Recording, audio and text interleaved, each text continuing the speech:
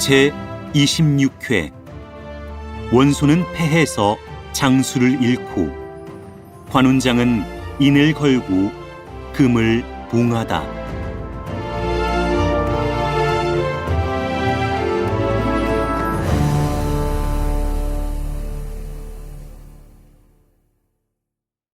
원소가 현덕을 베려고 하니 현덕이 태연히 나서며 말했다. 명공은 왜 한쪽 말만 들으시고 이때까지의 정리를 끊으려 하십니까?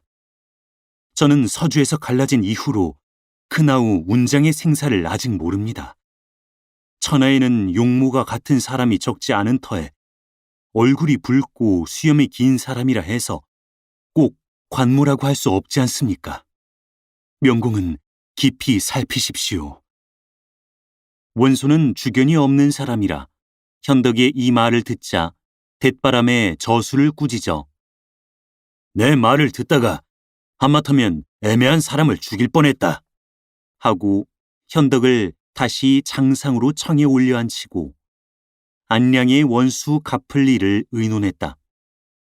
이때 장하에서 한 사람이 나서서 안량은 저와 형제 같은 처지인데 조적에게 죽었으니 내가 어찌 원수를 갚지 않으리까 하여 현덕이 보니 신장이 팔척이요 얼굴은 해태 같으니 그는 곧 하북 명장 문추다. 원소가 크게 기뻐하고 그에게 명했다. 그대가 아니고는 안량의 원수는 갚을 수 없을 것이네. 내 그대에게 10만 병사를 줄 것이니 곧 황하를 건너가서 조조를 잡아오너라. 그러자 저수가 또 나서서 간한다. 안 됩니다. 지금 본진을 연진에 진치고 군사를 관도에 나누어 보내서 지키는 것이 상책입니다. 경망되게 황하를 건너기라도 해서 혹 변이라도 생기게 되는 날에는 전군이 다 돌아가지 못할 것입니다. 원소는 버럭 성을 냈다. 너희들이 군심을 해이하게 하고 시를 질질 끌어서 대사의 회방을 놓는단 말이냐. 대체 군사를 움직임에는 신속함이 제일이다 라는 말도 못 들었느냐. 저수는 밖으로 나오자 탄식했다. 윗사람은 저만 제일이라 하고 아랫사람은 공만 탐하니 유유한 황하를 내가 또다시 건널 수 있을까나. 그는 드디어 병을 핑계하고 들어앉고 말았다. 현덕이 원수에게 말했다. 유비가 대은을 입었사오나 보답을 못하고 있었는데 이번에 문 장군과 함께 가서 첫째로는 명공의 은덕을 갚고 둘째로는 운장의 확실한 소식을 탐지하려 합니다. 원소는 기뻐서 문추를 불러 현덕과 함께 전방 부대를 영술하라 명했다. 그러나 문추가 유현덕은 여러 번 싸움에 패한 장수라 군사에 이롭지 못하니 주공께서 기어이 그를 보내시겠다면 제가 3만 군을 그한테 떼어주어 후방 부대를 삼도록 하지요. 라고 해서 문추는 제가 7만 군을 거느려 앞서 나가고 현덕은 3만 군을 거느리고 그 뒤를 따르게 됐다. 한편 조조는 운장이 안량을 벤 걸 보고 더욱 감복해 천작계 임금께 아래는 글을 올려서 운장을 한수 정후로 봉하고 인을 새겨 그에게 줬다. 그러자 문득 탐마가 와서 원소가 또 대장 문추로 황하를 건너게 해서 이미 연진 위쪽에 진을 쳤다고 고했다. 조조는 먼저 사람을 시켜서 백성들을 서로 옮겨놓은 다음 몸소 군사를 거느리고 출전하는데 후군을 전군으로 삼고 전군을 후군으로 삼으며 양초, 곧 군사가 먹을 양식과 말을 먹일 꼴이 앞서 나가고 군사는 뒤에서 따르라 명했다. 양초를 선행시키고 군사가 뒤에 따르게 하는 것은 어떠한 생각에서 행하시는 것입니까? 하고 여건이 물었다. 양초를 뒤에 두면 편히 적에게 노략질 당하는 통에 앞에 두라고 한 것이요. 만약 적에게 습격당하면 어떻게 하시렵니까? 그때 보면 자연히 알게 될 거요. 여건은 처음부터 끝까지 의혹을 풀지 못하고 있는데 조조는 양식과 치중을 강둑을 따라서 연진으로 운반하라 한다. 조조는 이때 후군에 있었는데 문득 전군에서 일어나는 함성을 듣고 급히 사람을 시켜 알아보게 했더니 하북대장 문추의 군사가 오자 우리 편은 양초를 다 버리고 도망쳤습니다. 후군과는 멀리 떨어져 있으니 어찌하면 좋겠습니까? 하고 돌아와 고한다. 조조는 채찍을 들어 남쪽 언덕을 가리키며 명했다. 저기 가서 잠시 피하도록 해라.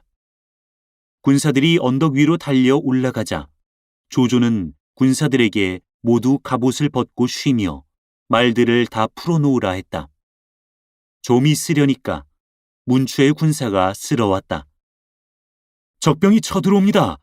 얼른 말을 수습해 백마로 퇴각하십시오. 여러 장수가 이렇게 서두르자 순유가 급히 나서서 적에게 미끼를 던져놓고 어째서 퇴각하십니까? 라고 하니 조조는 순유에게 눈을 끔뻑해 보이고 웃었다. 순유는 곧 그 뜻을 알아차리고 입을 다물었다. 문추의 군사들은 양초와 수레들을 뺏고 나자 이번에는 또 말들을 뺏으려고 달려들었다. 그러다 보니 그들의 대열은 뒤죽박죽 됐다. 이때 조조는 군사들에게 영을 내려 일제히 산 아래로 지쳐 내려가라 했다. 문추의 군사는 큰 혼란에 빠졌다. 조조의 군사가 사면으로 싸고 들어가자 문추는 필마로 싸우고 수와 군사들은 도망치느라 서로 밀고 짓밟는다. 문추는 소리쳐 이것을 멈추려 했으나 안 되고 저도 하는 수 없이 말머리를 돌려 달아났다. 언덕 위에서 이를 본 조조가 손을 들어 가리키며 문추는 하북 명장이다. 누가 나가 사로잡을 것이냐? 하자 장유와 서황이 나는 듯이 말을 몰아 내다르며 외쳤다. 문추는 개섰거라. 머리를 돌려보니 두 장수가 뒤를 쫓는지라. 문추는 철창을 옆구리에 끼고 활에 살을 먹여 장유를 겨누고 쐈다. 서황이 적장은 활을 쏘지 마라 하고 외치고 장유는 몸을 폭 수그려서 급히 피하자 활이 바로 투구에 들어맞고 투구끈이 툭 끊어진다.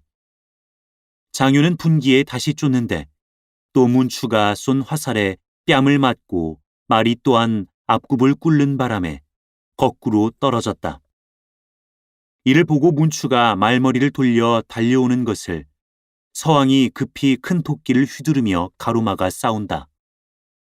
그러자 문추의 군마가 일제히 쓸어오는 걸 보고 서황은 당해낼 길이 없어 급히 말을 돌려 달아났다. 문추가 강변을 따라서 쫓아왔다. 이때 호련 마군 10여 기가 깃발을 휘날리며 달려드는데 앞선 장수가 대도를 번득이며 나는 듯이 가까워져 온다. 이는 바로 관운장이다. 적정은 길 섰거라. 큰 소리로 외치며 덮쳐드는 걸 문추가 맞아 싸웠으나 새 합도 어울리지 못해 겁을 먹고 강변을 끼고 달아나려 들었다. 그러나 관공이 탄 말은 원체 빨라서 문추를 바싹 따라잡으며 뒤통수에 한 칼을 먹여서 말 아래 거꾸로 뜨렸다. 조조는 언덕 위에서 관공이 문추를 벤 걸 보자 군사들을 휘몰아 일거에 적에게로 덮쳐들게 하니 하북 군사는 태반이나 물에 빠지고 양초와 마필이 다 조조 손에 되돌아왔다. 운장은 수하의 몇 사람을 거느리고 동충서돌하며 이리저리 마구 치고받고 있었다. 한창 싸우고 있는데 유현덕이 3만군을 거느리고 뒤따라 당도했다. 앞에 보냈던 탐마가 소식을 탐지하고 돌아와 이번에도 얼굴 붉고 수염 긴 장수가 문추를 베었습니다 하고 현덕에게 고함으로 현덕은 황망히 말을 달려가서 보았다. 강 너머에 한때의 인마가 나는 듯이 왕래에 충돌나는데 기에는 한수 정후 관운장이란 7자가 쓰여 있다. 과연 조조한테 있었구나. 현덕은 가만히 천지에 살해하고 그를 불러서 만나보려 했다. 그러나 이때 조조의 대군이 몰려오는 통에 하는 수 없이 군사를 거두어 돌아갔다. 원소는 관도까지 접응하러 나가서 영체를 세웠는데 곽도와 신배가 들어와서 원소를 보고 이번에도 관모가 문추를 죽였는데 유비는 알고도 시치미를 떼고 있습니다. 하고 말해서 원소는 천둥같이 노해 귀 큰 도적놈이 이런 법이 어디 있단 말이냐 하고 꾸짖었다. 좀 지나서 현덕이 오자 원소는 바로 끌어내 목을 치라고 했다. 저한테 무슨 죄가 있습니까? 하고 현덕이 물었다. 내가 고의로 또 동생을 시켜서 내 대장을 죽였는데 그래도 죄가 없느냐? 죽기 전에 한마디 말씀만 올리게 해주시오. 조조는 원래부터 저를 심히 꺼렸는데 이번에 제가 명공한테 와 있는 것을 알고 혹시나 제가 명공을 도울까 두려워서 운장으로 두 장수를 죽이게 한 것입니다.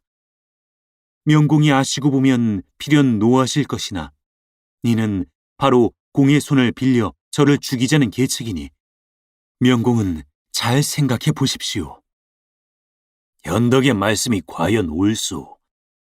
너희들 말을 듣다가 하마터면 현자를 해쳤다는 누명을 쓸 뻔했다. 원소는 좌우를 꾸짖어 물러가게 하고 현덕을 다시 장상에 청이앉혔다. 명공의 관대하신 은혜를 입은 즉 어떻게 보답해야겠습니까?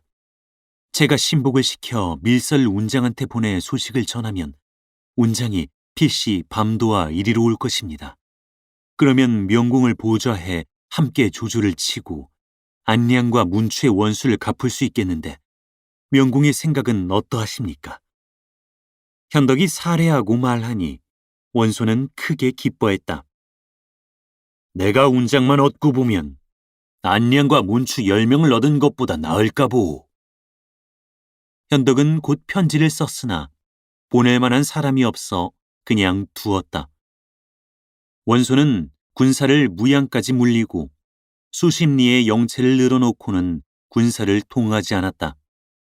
그래서 조조는 하후돈에게 명해 군사를 인솔해 관도의 요해를 지키게 하고 자기는 회군해 허도로 가서 모든 관원을 모아놓고 성대한 연석을 베풀어 운장의 공로를 치하했다. 연석에서 조조는 여건을 보고 전일에 내가 양초를 선행시킨 것은 미끼로 적을 꿰는 계책이었는데 내 속을 순공달만이 알더군 하고 말해 모두 탐복했다. 한창 술을 마시는 중에 문득 탐마가 와서 연암의 황건적 유벽과 공도가 창궐해서 조홍이 여러 차례 패전에 구원병을 청한다고 고한다. 운장이 그 말을 듣더니 나섰다. 제가 충성을 다해 연암의 적당을 소탕하고 싶습니다. 아니, 운장은 큰 공을 세웠지만 내가 아직 후히 갚지도 못했는데 어떻게 또다시 수고를 끼치겠소? 저는 너무 오래 한가히 지내면 병이 납니다. 원컨대 부디 허락해 주십시오. 조조는 관공의 그 의기를 장하게 여겨 군사 5만 명을 점고해주고 우금과 악진을 부장으로 삼아 이튿날 떠나라고 했다. 그런데 순욱이 조조에게 가만히 속삭였다. 운장이 매양 유비한테로 가려고 하는데 그의 소식만 알게 되면 가고야 말 것입니다. 그러니 자주 출정시키지 마시지요. 그러니까 조조가 이렇게 말했다. 이번에 공을 세우면 다시는 싸우러 내보내지 않을 테이요.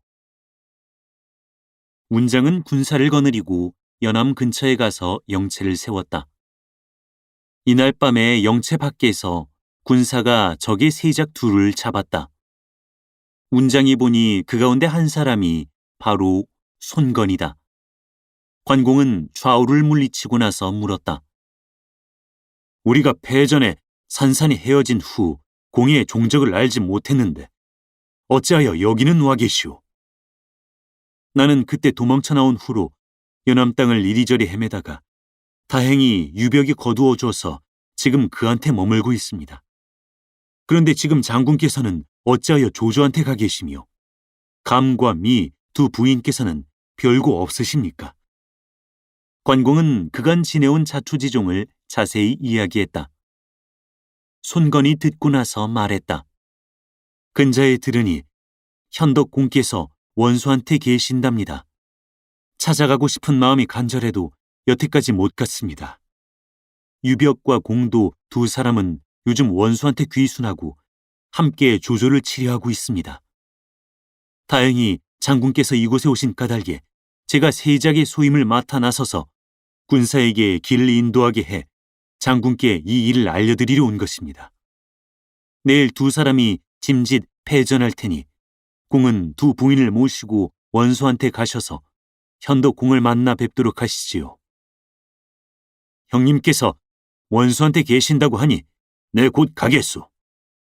그러나 내가 원수의 두 장수를 죽였으니 무슨 변이나 없겠소. 그러면 내가 먼저 가서 저쪽의 생각을 탐지해 다시 장군에게 와서 알려드리지요. 형님을 만나뵐 수만 있다면 죽음을 무릅쓰고라도 갈 테요. 그럼 일단 허창으로 돌아가서 조조한테 간다는 말을 해야겠소. 관공은 이날 밤에 손건을 몰래 내보냈다. 이튿날 관공이 군사를 거느리고 출진하자 공도가 갑옷을 입고 투구를 쓰고 진전에 나왔다. 관공이 너희가 어찌하여 조정을 반대하느냐 하고 꾸짖자 공도가 도리어 제 쪽에서 질책한다. 너야말로 주인을 배반한 놈인데 도리어 나를 꾸짖다니. 내가 어쨌다고 주인을 배반했다느냐? 유현덕이 원 본처한테 가 계시는데 너는 조조를 섬기고 있으니 그렇지 않느냐? 관공이 더 말을 건네지 않고 말을 질풍같이 몰아 칼을 춤추며 내달았다. 공도가 도망가는 것을 쫓아가니 공도가 머리를 돌려 관공에게 말했다. 옛 주인의 은혜를 잊지 마시오. 내 연함을 내어 드릴 테니 공은 속히 진병하시오. 관공은 그의 의사를 알아차리고 전군으로 뒤를 휘몰아쳤다. 유벽과 공도는 짐짓 패전에 사면으로 흩어져 달아났다. 운장이 고을을 뺏어들고 백성들을 안돈하고 회군해 허창으로 돌아왔다. 조조는 성 밖에까지 나와서 그를 영접하고 군사들에게 상을 내렸다. 연석을 파한 뒤에 집으로 돌아온 운장은 안중문 밖에서 두 형수에게 인사를 드렸다. 감 부인이 물었다. 아주버니께서 2번 출전해 혹시나 황숙의 소식을 들으셨는지요? 아직 못 들었습니다. 관공이 물러나오자 두 부인은 아마도 황숙께서는 돌아가신 게 틀림없어 그걸 아주버니는 우리가 마음 아파할까 해서 숨기고 말씀을 안 하시는 게야 하며 통곡하는데 이때 싸움터에 따라 나갔던 늙은 군사가 문 안에서 곡성이 그치지 않기로 문 밖에 와서 말했다. 부인들께서는 울지 마시오. 주인께서는 지금 하북의 원수에게 가 계신답니다.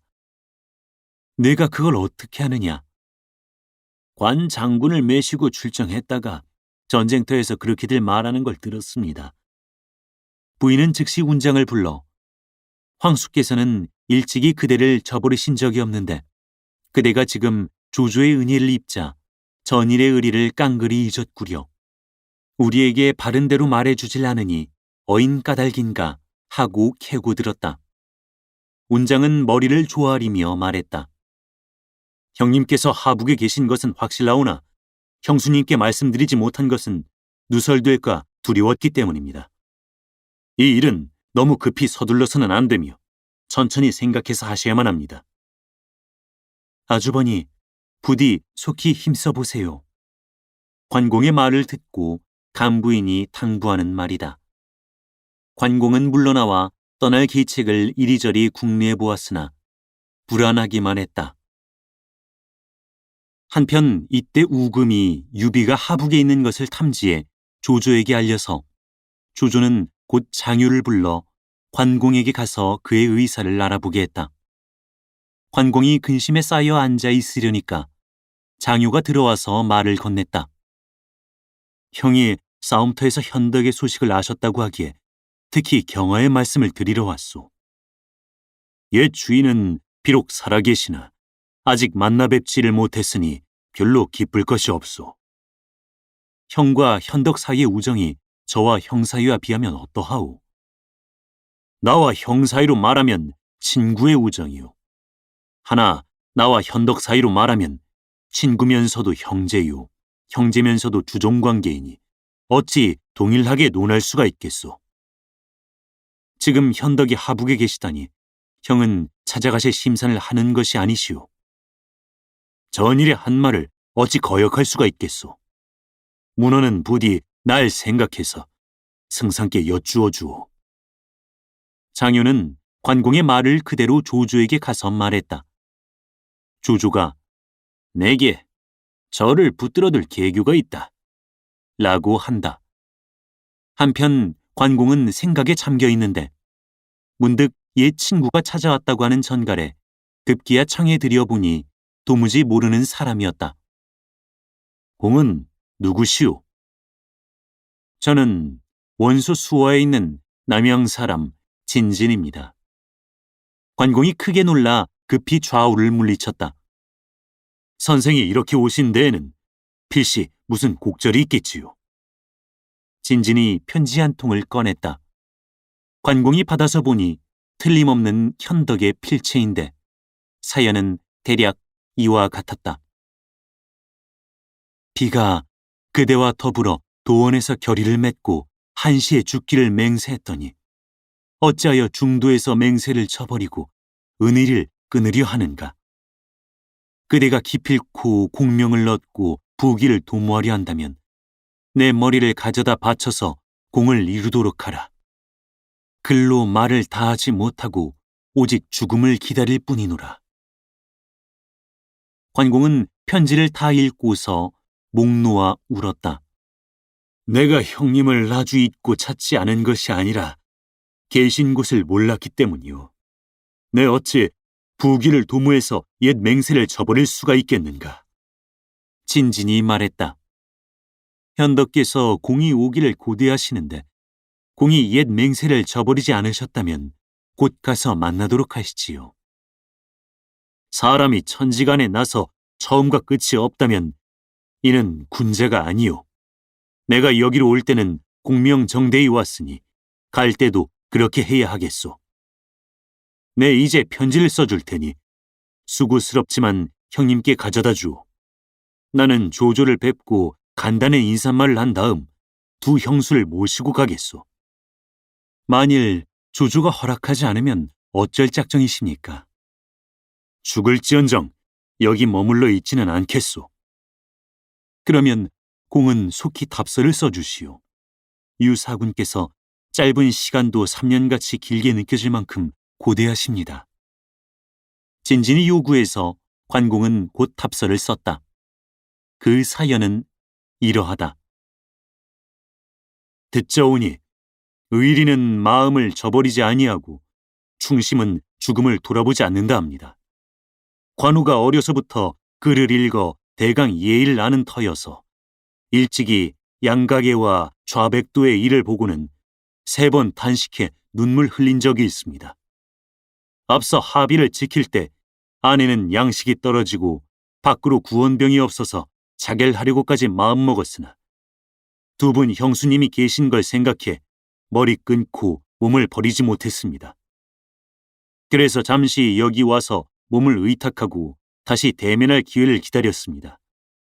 근래 연암에 갔다가 비로소 형님 소식을 듣자와 곧 조조에게 하직을 고한 다음 두 분 형수님을 모시고 떠나가려 했습니다. 제가 만일에 불측한 마음을 품었다면 신령과 사람이 날 죽이시리라. 마음속에 품은 생각을 다 적고 싶어도 붓끝으로는 다 하기 어렵습니다. 그저 대면할 날만 기다립니다. 엎드려서 동척하시옵기만 바랍니다. 진진이 편지를 받아서 돌아간 뒤에 관공은 안으로 들어가서 두 형수에게 아까 일을 말하고 조조를 만나 하직하려고 상부로 갔다. 그러나 조조는 그 찾아온 뜻을 알자 문에 회피패를 내걸었다. 관공은 울굴한 마음으로 돌아와서 전부터 거느리던 종자들에게 언제든 떠날 수 있게끔 거마들을 준비시키고 집안 사람에게는 조조에게서 받은 물건들을 모조리 그대로 남겨두고 하나도 가지고 가는 일이 있어선 안 된다고 일렀다. 그래놓고 이튿날 다시 상부로 갔는데 여전히 문에 회피패가 걸려 있었다. 연거푸 몇 번이나 찾아갔으나 만날 수가 없으니 이번에는 그 일을 부탁해 보려고 장유의 집으로 찾아갔다. 그런데 장유도 또한 병을 핑계해 만나주지 않는다. 관공은 속으로 이건 조승상이 나를 안 보내려고 하는 뜻이다. 하나 떠나기로 한 번 마음먹은 터에 내 어찌 여기 머물러 있을 까닭이 있느냐 라고 생각하며 즉시 서신 한 통을 써서 조조에게 하직을 구했다. 그 사연은 대략 다음과 같다. 관우가 일찍이 황숙을 섬겼고 황천후토 하늘과 땅의 신 앞에서 그와 생사를 함께하기로 맹세했나이다. 전일에 하비성이 함몰될 때 세 가지 조건을 청한 바 있사온데 승상께서 이미 승낙해 주신 바로소이다. 이번에 저의 옛 주인이 원소 군중에 계신 걸 알았사온즉 전일의 맹세를 생각하오매 도저히 저버릴 수 없나이다. 새 은혜가 비록 두텁사오나 옛 의리를 잊을 바이 없기로 이에 특히 그로를 올려 하직을 고하나니 살펴주시옵기를 엎드려 바랍니다. 남은 은혜로서 아직 다 갚지 못하온 것은 후일을 기약하려 하나이다. 관공은 다 쓰고 나자 단단히 봉해서 사람을 시켜 상부에 전하게 하는 한편 그간 여러 차례에 걸쳐 받은 금은을 낱낱이 봉해서 곳간에 넣고 한수 정후의 인을 집 안에 남겨놓고 나서 두 부인을 청해서 수레에 오르게 했다. 관공은 적토마에 올라 청룡돌을 손에 들고 전일부터 데리고 있던 종자들을 거느리고 수레를 호송해 북문으로 나갔다. 문지기 군사들이 앞을 막았으나 눈을 부릅뜨고 칼을 비껴든 관공에 크게 외쳐 꾸짖는 말에 뿔뿔이 피한다. 관공은 문을 나서자 종자에게 너희들은 수레를 모시고 앞서 가거라. 추격해오는 자는 내가 감당할 테다. 부디 두 부인을 놀라시게 하지 마라. 하고 분부했다. 종자들은 수레를 밀고 관도로 나아갔다.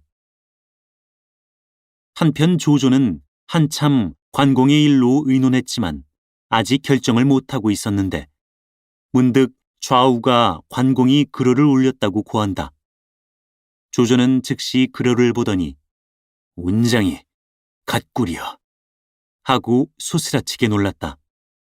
그러는데 또 북문을 지키는 장수로부터 관공이 막는 것도 물리치고 성문을 나갔는데 수레를 타고 말을 탄 자가 도합 20여 명이고 모두 북쪽을 바라고 가더이다. 하고 급보를 올렸다. 뒤미처 관공 저택에서도 사람이 와서 고한다. 관공이 승상께서 내리신 금은 등속을 모조리 봉해놓고 미녀 10명은 내실에 가 있으라 하고 한수 정우의 인을 방에 두고 또 승상께서 보내신 종자들은 하나도 데려가지 않고 본래 따라왔던 사람만 데리고 군수품을 수습해 북문으로 나갔소이다. 모두 악연히 놀라는데 한 장수가 선뜻 나섰다. 제가 철기 3,000개를 거느리고 가서 관모를 생포해 승상께 바치리다. 모두 보니 장군 채양이다. 만길 되는 용의 굴을 벗어나려는데 또 만나누나 호랑이 늑대 같은 삼천철기군. 필경, 채양이 관공의 뒤를 추격하려 하는데 이 일이 어찌 되려는고 다음 회를 보라. 사단법인 올제 제작, 낭독 공준호, 번역 연변인민출판 삼국지 번역팀.